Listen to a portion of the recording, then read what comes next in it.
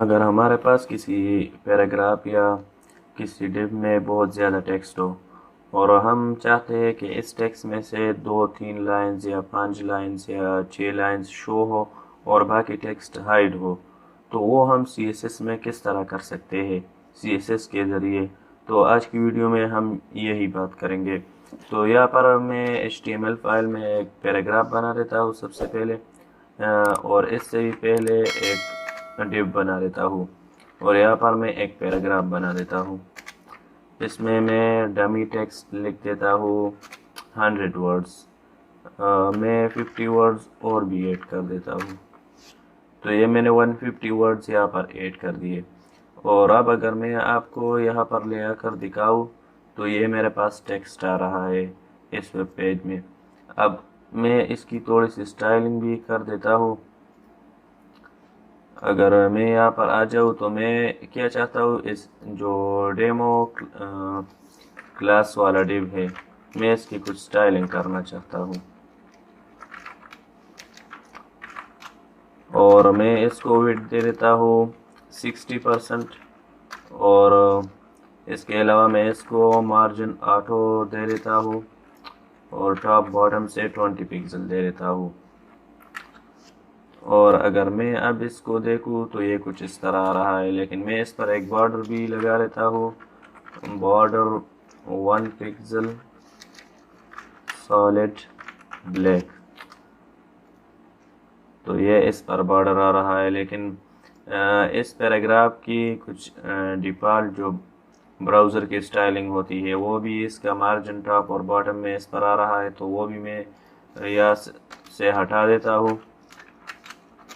Margin 0 and padding 0। तो ये अब कुछ इस तरह आ रहा है। अब मैं चाहता हूँ कि इसमें से मुझे 2-3 लाइन शो हो जाए और बाकी का टेक्स्ट हाइड हो जाए। तो वो मैं किस तरह कर सकता हूँ?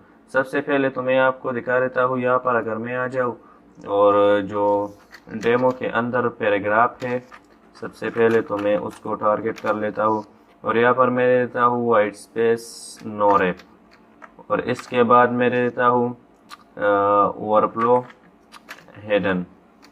और इसके बाद टेक्स्ट ओवरफ्लो और यहाँ पर मैं एलिप्सिस दे देता हूँ। और अगर मैं आपको दिखाऊँ तो ये तो कुछ इस तरह काम करता है, लेकिन ये सिर्फ एक लाइन के लिए काम करता है क्योंकि मैंने यहाँ पर वाइट स्पेस जो है वो नो रैप कर दिया है। तो ये एक ही लाइन में सारा टेक्स्ट दिखेगा और एक ही लाइन में जब ये सारा टेक्स्ट दिखेगा तो यहाँ पर मैंने ओवरफ्लो को हिडन कर दिया है और टेक्स्ट ओवरफ्लो को एलिप्सिस दिए हुए है। तो ये ओवरफ्लो इसका हाइड हो जाएगा जब ये इस पैराग्राफ से ओवरफ्लो करेगा, तो ये हाइड हो जाएगा और यहाँ पर एलिप्सिस आ जाएंगे। लेकिन ये सिर्फ एक लाइन के लिए काम करते हैं। अगर मैं यहाँ से ये नो रैप हटा दूँ तो इसका कुछ मतलब ही नहीं बचेगा क्योंकि ये सारा टेक्स्ट जो है अब नीचे की तरफ आ रहा है। और अगर मैं इसका हाइट भी सेट कर दूँ, क्योंकि मैंने ऊपर जो डेमो है इसका हाइट सेट किया था, तो ये इसलिए ये इसकी हाइट थी, तो ये सॉरी विड्थ मैंने इसकी फिक्स कर दी थी, तो ये इसकी विड्थ थी।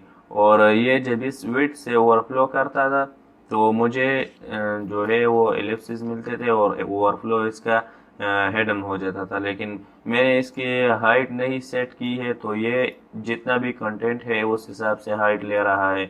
लेकिन अगर मैं इसकी हाइट भी सेट कर दूँ, मैं यहाँ पर इसकी हाइट कर देता हूँ 35 पिक्सल, फिलहाल के लिए कर देता हूँ 36 या कर देता हूँ। तो ये हमारे पास तो 2 लाइन्स आ रहे हैं यहाँ पर, लेकिन वो जो मैंने एलिप्सिस यहाँ पर दिए हैं वो यहाँ पर नहीं आ रहे हैं। मैं इंस्पेक्ट एलिमेंट कर देता हूँ तो आपको समझाने में मुझे थोड़ी आसानी होगी। यहाँ पर अगर मैं आपको दिखाऊँ तो ये तो हमारे पास जो है एक पी एलिमेंट है, इसका ये कंटेंट है जो नीचे की तरफ आ रहा है, लेकिन मैंने इस पी का जो ओवरफ्लो है वो मैंने हिडन कर दिया है और टेक्स्ट ओवरफ्लो मैंने एलिप्सिस कर दिए है। तो ये यहाँ पर आ रहे हैं, जो ओवरफ्लो है वो तो हिडन हो रहा है लेकिन यहाँ पर एलिप्सिस भी नहीं आ रहा है।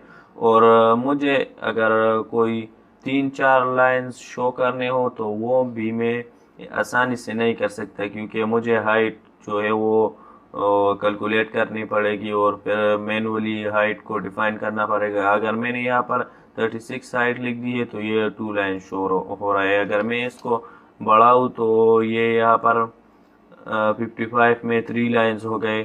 तो ये एक सही तरीका नहीं है, क्योंकि मुझे हाइट खुद से डिफाइन करना पड़ेगा और बाज़ दफ़ा ये कोई मसला भी कर सकते हैं। अगर मैं यहाँ पर इस तरह हाइट दे दूँ तो ये आप देख सकते हैं ये कुछ जो लाइन है वो हाफ लाइन आ रहा है और हाफ नहीं आ रहा। तो इस तरह ये एक ठीक हल नहीं है।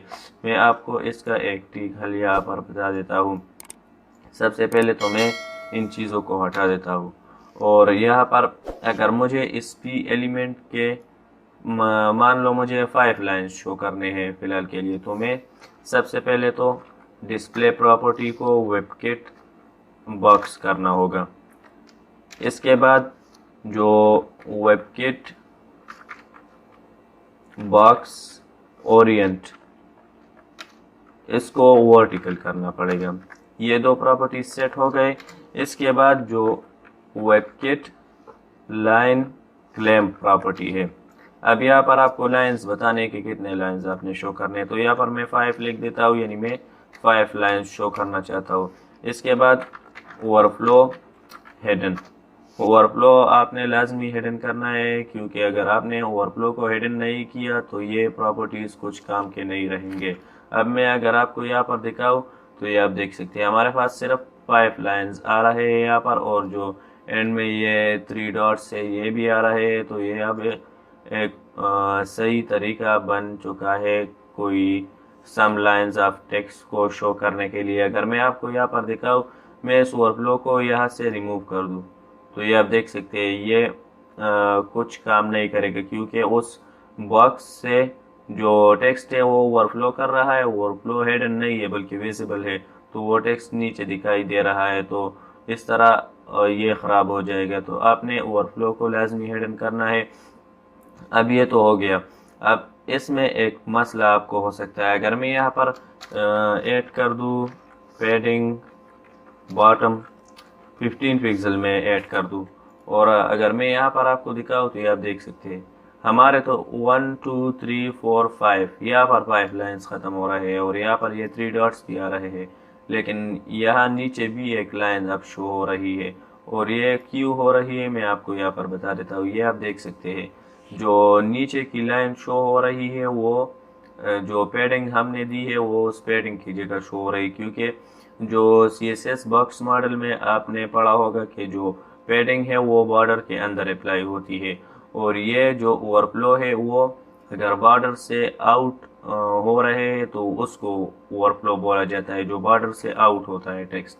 अगर पैडिंग की जगह पर कोई कंटेंट आ रहा है तो वो ओवरफ्लो में जो है वो नहीं देखा जाता उसको ओवरफ्लो के ज़रिए, लेकिन जो बॉर्डर के आउटसाइड पर आ रहा है तो उसको ओवरफ्लो कहा जाता है। तो इसलिए यहाँ पर बॉर्डर से जो जब बाहर टेक्स्ट आता है तो उसको हिडन किया जाता है, लेकिन बॉर्डर के अंदर जो है वो टेक्स्ट को हिडन नहीं किया जाता, और जो पैडिंग है वो बॉर्डर के अंदर अप्लाई होती है। तो इसलिए अगर आपने इस तरह का काम करना हो, यानी कुछ लाइन्स ऑफ टेक्स्ट शो करने हो, यहाँ पर ओवरफ्लो प्रॉपर्टी भी लगी हुई है, तो ये पैडिंग बॉटम यानी अगर आप लगाएंगे पैडिंग टॉप और राइट और लेफ्ट तो आप लगा सकते हैं, लेकिन अगर पैडिंग बॉटम आप लगाएंगे तो ये आपके लिए मसला करेगा। अब इसका क्या हल है?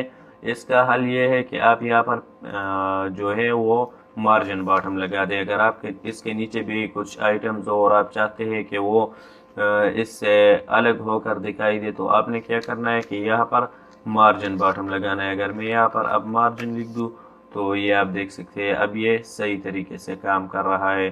तो यही था जो मैं आपको बताना चाहता था। तो उम्मीद करता हूँ कि आपको समझ आ गया होगा और वीडियो भी अच्छी लगी होगी। तो वीडियो को लाइक करें, शेयर करें और चैनल को